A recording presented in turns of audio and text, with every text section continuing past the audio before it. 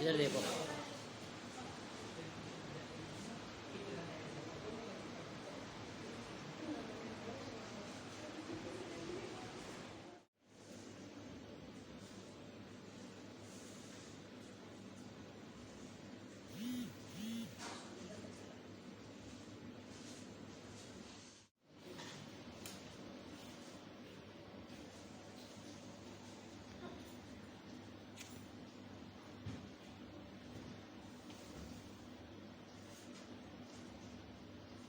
सेना थाने में मुकदमा दर्ज कराया था आपने, क्या मामला था?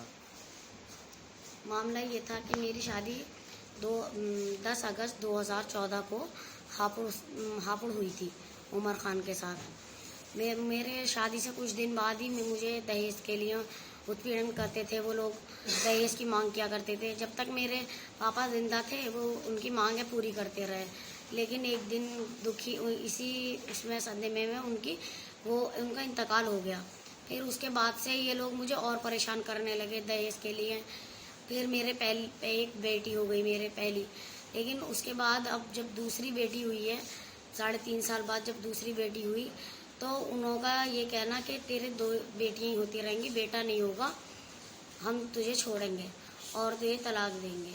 इसी के चलते उन्होंने मेरे घर में रोज़ाना लड़ाई झगड़े रहा करते थे। मेरे साथ कई बार मारपीट हुई।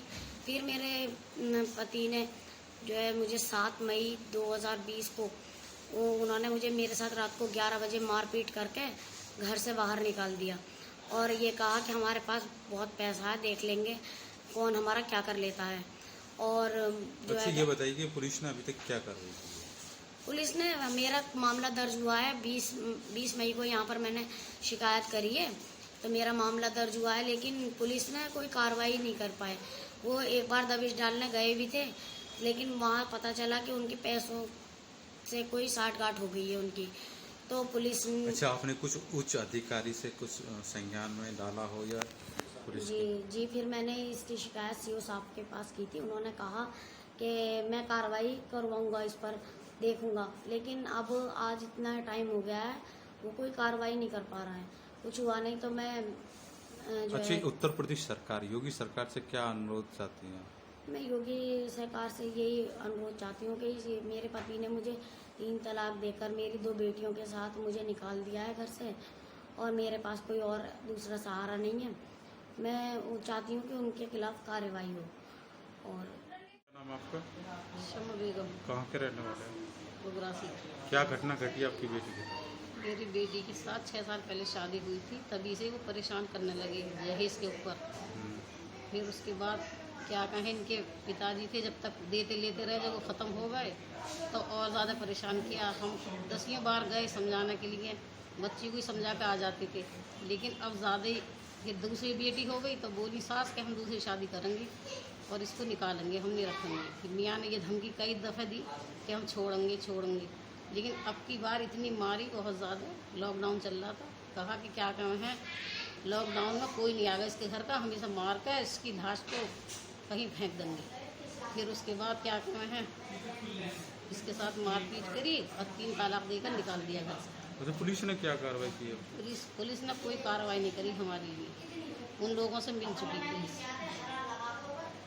ऋषिपाल जो हैं इन्होंने उन लोगों को यहाँ भी बुलाया और कुछ उनसे लेन देन बात करके कह दिया कि मैं तुम्हारे नाम निकाल दूँगा। अभी तक कोई कार्रवाई नहीं हुई है। तो योगी सरकार से क्या अनुरोध करते हैं? हाँ, मुझे उनसे ये है कि क्या कहें हैं, वो मेरी बेटी के लिए उनके लिए कोई सख्ती से कार्रवाई करवाएं।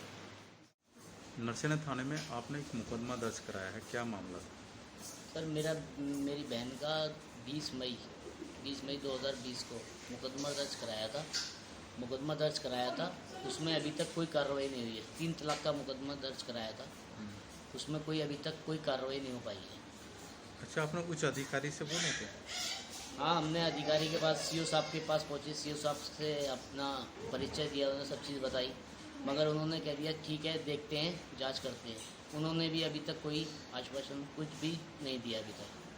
अच्छा, कौन से थाने का मामला? थाना नरसेना। अच्छा, पुलिस क्या कह रही है बुगरासी में?